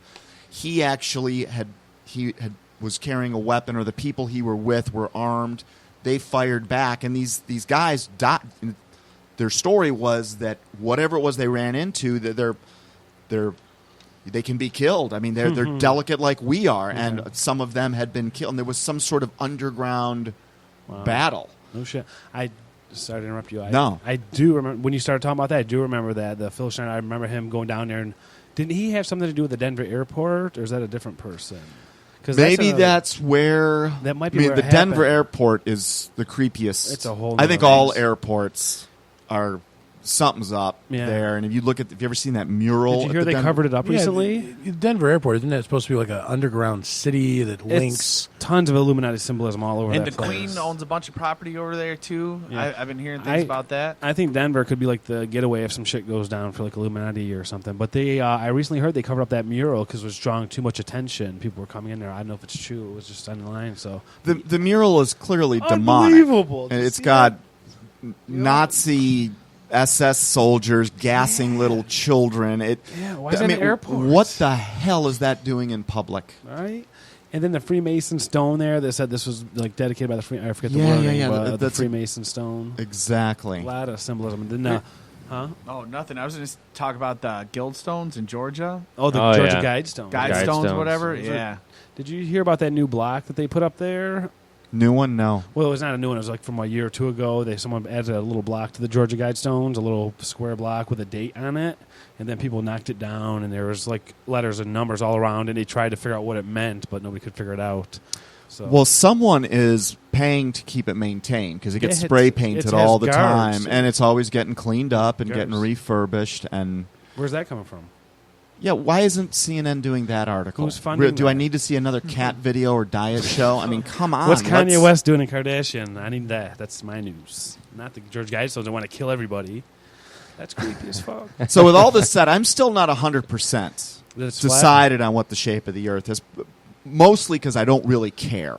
Mm-hmm. But what other evidence do we have for a round Earth, for a pear-shaped Earth, for a flat Earth that you guys have run across? What else has struck you guys? Just the mathematics for me is what really kind of, I don't know, I mean, and I am not an astronomer or a physicist or anything like this, but I could do math.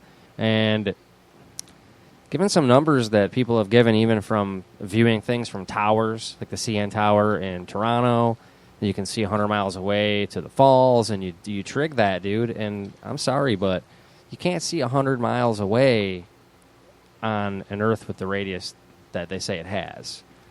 Maybe one of you can find this while I'm talking about it. There's this extremely long canal, and I want to say it's in England. It's definitely in Europe. And it was like 6 miles long. And they put a little laser light emanating from one part of this canal. And they figured that this, after 6 miles, that's what it was being transmitted. The receiver, after 6 miles, should be receiving this thing like 10 feet above, 15 feet above sea level. Now we know we can see the laser, so we know it didn't curve. But after 6 miles, so the transmitter was right at just above the level of this canal, 6 inches, maybe 6 feet, something very reasonable. And it should have been hitting 20 or 30 feet above, accounting for the curvature of the Earth. But after 6 miles, it was exactly, to multiple decimal points away, exactly the exact same height as the transmitter laser was to receiving it, implying that either A, the Earth is not curved, or B, water doesn't curve in enclosed... You're talking about the Bedford Level experiment. Yeah, that's it. Yeah. Bedford, England, correct? Yeah, it's Old Bedford River in Norfolk, England. And you're right, it was 6 miles, 9.7 kilometers. And so at about 6 miles, do you have a breakdown of what it should have curved? Because I believe it's 8 inches squared every Mile. Yep. Like you said, you can even do it from your own house. You can look from your house, and that's this many miles away. You know how far it is, and you can see those buildings, which you shouldn't. By what they told me, you shouldn't. And that's my big... Go ahead. With that, there was a bunch of people were asking about that because they're like, from Michigan, I can see Chicago, and they're like, I shouldn't be able to. Mm-hmm. And so they asked a bunch of scientists, and what they came up with is that it was a mirage that you're seeing. Yeah, I actually saw like a a meteorologist reflection or- explain that it was a mirage. Really? Just like... So this mirage just happens to be an exact duplicate of the city of Chicago. And you can see the straight edges of it. Usually when you see a mirage, it's blurry, kind of, but this, you can see it. I've never clear seen a as mirage. The thing is, so- you know what? We're sheep, Yeah. humanity, by and large. And if someone on that television screen is saying, oh, that blue dot, it's really red. Yeah. We're going to go, I guess it is red. Yeah, we when don't even someone- use our own minds anymore. When they explain it away as, well, it's a mirage. Then that puts you back, well, will put people back in their comfort zone. Like, okay, cool, my belief system is still sound. All right, Yeah. good. But Move along. I mean, that's it. Okay, it's a mirage. Yeah, it makes sense. Not that everything that we've been... everything that we've been taught is fake, false, lies, etc. That's hard to swallow for a lot of people. Can I ask you guys a question, though? Because, people always say this, about people, but I do not know one person that I've ever talked to that believes the 9/11 Commission's official story. I don't know one person. They're out and there. most of this stuff that... They're voting for Hillary Clinton. But, Yeah. but you know what I'm saying? Like, No, I don't think people are as stupid as we think they are. Most people know a lot. Like look at us. We're just two comedians. But nobody does anything that about had it. a stupid show after, and we're right here with you guys. You Yeah, know? it's and that's been- the thing. But I don't think people. Well, because you're open-minded. If Yeah, you're that's a open-minded and yeah. you look, your gonna find worldview it. is going to change. But if you're not If open-minded, you think you know everything, You don't know anything. you're done. Yeah. I forgot who said it, but they go, no matter how bad you think it really is, it's way Oh, worse. way No worse. matter what you think someone, it is, oh, it's that was so a great. Good, worse. the quote was, if you thought the world was fucked up, wait till you wake up, Yeah. and then you realize how. And you know what? Yeah. That was also predicted in the Bible, Yeah. that we would think that we are getting wiser in this age, but we're really becoming more foolish than ever. Yeah. And so, because I used to defend, for instance, the theory of evolution. I would battle my creationist dipstick friends because I'm like, oh, okay, God created Adam and Eve. You know, evolution. Come on, dude. It's obviously how scientists know it. But actually, in the inner circles of science, there is no scientists that believe in evolution, and most of them have either, while looking into it, have converted to Christianity. Little hint right there. So is it so implausible? You know, Darwin comes out with this simple cell theory. He doesn't account for the fact that inside that cell is a 15 billion line code that takes the 4 enzymes. You got to have this in perfect order. That it's a computer program. And we know what happens if you mutate Microsoft Windows. What's going to happen? Is it going to work better? Is it going to turn into a super program? No, it's going to stop working. I deleted the Times New Roman font once. It probably back on Windows destroyed your 98. machine. Oh my God! It can't communicate with itself without Times New Roman. Yeah, the default So font. Darwin, 33rd degree Freemason, so let's think about that for a minute. He's given this theory, and I don't think he's like writing this book as a lie. I think he was convinced that what he was saying is true. And microevolution, I do believe in that. That absolutely happens. I don't even think it should be called microevolution. I It's really just don't. like it's it- a wrong it is word. evolution. It's like adaptation, right? Yeah. It's like, We're evolving to some sort since the 1900s to now. People are bigger, stronger, faster. That's all from the shit they're putting in the food, but we're still kind of changing a little bit. A little bit. That's evolving or micro. Yeah, but look evolving. at you used to get a chicken that was this big. Now I go to KFC, That's get a GMOs chicken and breast stuff. about the size of my arm. Yeah, but I mean we're eating that. Yeah, As exactly. a So size. we're gonna of change course, too. We're Yeah. turning That's going to us- have an effect on our body. That's, I guess, human evolution. We're about making ourselves evolve. That's not nature. That's us messing with our gene pool. So who knows what's I going to think happen? that's us taking just too many hormones. Yeah. I don't think that's evolution. Well, no, whatsoever. exactly. It's not evolution at all. It's Yeah, us yeah. making ourselves evolve, Right. and we're going to start getting X-Men powers and stuff. So. Is it so Yeah, I don't implausible to know. think that if demonic forces were behind the theory of evolution, like, do you think they just sat on their ass for 15, 17, 1800 years after Jesus Christ died? Or do you think maybe, is it possible that the same thing that was done with Darwin was done with Copernicus? Because the whole world didn't believe. They knew the Earth to be flat until about 1500 AD, and all of a sudden this highly complex orbiting system where Right. when you go to vet that theory, it absolutely falls apart. Heck, there was a video of a guy I saw this week. The sun was up, and so was the moon. You know those days where you can see both the sun and the moon? Maybe you guys know this from memory. But if you can see both the sun and the moon at the exact same time, and the moon's light is a reflection of the sun, we should see a full moon every time. Wow, There yeah. should be no other possibility. True. And this guy is looking at a half moon, and he goes, this sun, it's impossible that this thing is what is lighting that thing. Again, you start to sound crazy to even consider these things because they're so ingrained into our But, education. Dave, it's a mirage. Yeah, it's Yeah, a honestly. mirage. Oh, I feel better now. It's science. You would Neil understand. Armstrong Weather had an balloons. umbrella. So wait, open this on is the- way over your My head. thing- You wouldn't understand. My thing with all of these are there's more when you look into it. Like you said, you have to have no mind, and when you can start making all these things that you can prove, like this doesn't make sense. I can see these buildings. This doesn't make sense that the skyline doesn't change. When you can prove all these things for the flat Earth, and then for the ball Earth, there's only all these random theories that can be disproven or in a shitty picture from space. That's all you have for the ball Earth. But there's a lot of stuff you can see with your own eyes. You can look up the stars don't move, stuff like that, where I don't feel like I'm moving. Have you ever seen those time-lapse photographs of the North Star? Yeah. Now, Or it even spins. though the Earth is on an axis which rotates 23 degrees, Yeah. and the Earth is spinning at 1,000 miles an hour, then it is rotating around the Sun at 67,000 miles an hour, and the Sun itself is rotating around the galaxy at, I think the number's around 600,000 miles an hour. Now, so if we start there, the first point is we're not.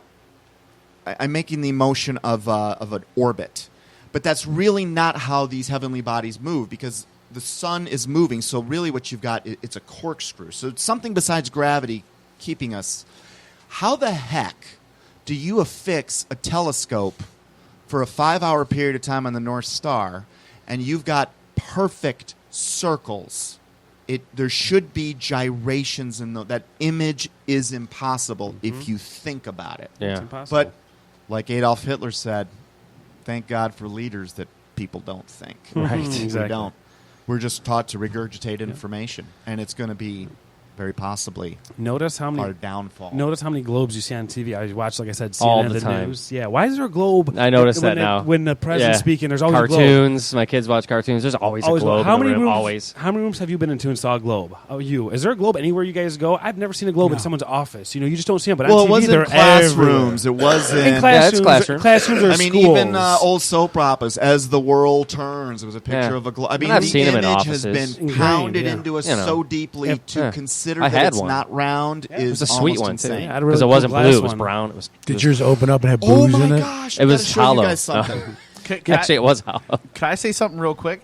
Does anyone find it interesting that the flat Earth map is the UN uses that? The UN logo? Yeah, that Yeah. is that So is As their blatant. logo. Yeah. crazy to Yeah. me. Isn't it like the water maritime something logo too? Some kind of shipping organization. It's a bunch The of logos. Maritime? Is that It's what like the you're- water. I forget what the name of it is. I forget. for the But it's a UN bunch of different logos of flat if, Earth. if the UN, if I was in charge of the UN, and like let's just say there was a huge accident, I'd be like, change it right now. I don't even want to be involved with that. I've done graphic design for years, and people, that's not by accident. Someone didn't say, hey, let's just use this picture. That was thought out, voted on, and that's specific. All right, Yeah. I need you guys to get a crowd around. You guys got to see this. All right. So I'm watching this movie with Ryan Reynolds and Amy Smart. Now, you already know about predictive programming, and they'll just say random things in movies that are actually the truth hidden. I literally ran across this like 4 or 5 days ago. I hope to God you guys can hear this. Listen closely. It's great seeing you again. You too. Yeah, glad I ran into you last night. Yeah, it was a surprise. Big surprise. Yeah. It's cold out here. Yeah, it is. It's like the South Pole. It's like the deep South Pole, if there was one. There isn't, though. Thanks for walking by my door. Yeah. Whoa! And they don't even acknowledge it or anything. Yeah, He it's just just says like, that, yeah, and they whatever. keep going. And that's That's the best part. it's hidden in plain Just- sight. They show you. And they I don't laugh. believe actually there is a South Pole. Admiral Byrd went looking for it. Explorer named Cook went looking for it. The thing is, when you show people that, they don't believe that that's them mocking us. But I did, like I said, did graphic design. Oh, I had a dick pic in your poster for your bar to promote a party. That's what you do. It's funny. Yeah. And if I ran the world and I knew secrets and controls, someone would say, make him say something about that. And all your friends gather around and say, I see that movie. We put that in there. Ha, ha, ha. Right. And it doesn't mean Ryan Reynolds No, is he doesn't necessarily know. in on it. He's Does he like, care? hey, I'm going to be paid $1 million reads and to read repeats. these lines in Yeah. a movie, and I'm going to get laid Heck and get yeah. ushered into restaurants. famous Yeah, in this, all yeah. right, I'll say whatever you want me to say. I mean, Yep. And the powers but that that- be just laugh. Yes. they are. So good. Wake up, people. Are we getting close to the end And here? the Yeah, we're pretty much there. What do we got? We're going to wrap it up now. Okay, well, remember, do your own research. There are no more secrets, only ignorance.